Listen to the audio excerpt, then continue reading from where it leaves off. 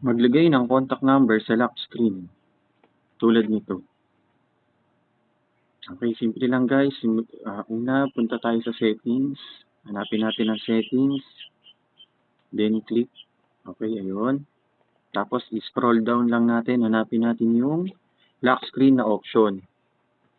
Pag pindot natin sa bandang baba, click natin yung contact information. Yan. Tapos dito, lagay na natin yung contact number.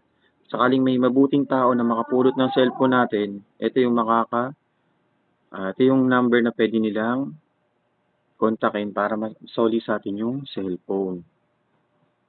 Bali sa lock screen, pwede nyo rin i-search sa settings kung di nyo makita kung nasaan. Tapos, pag okay na, okay, i-close na natin yung settings, tapos off natin yung screen testing natin.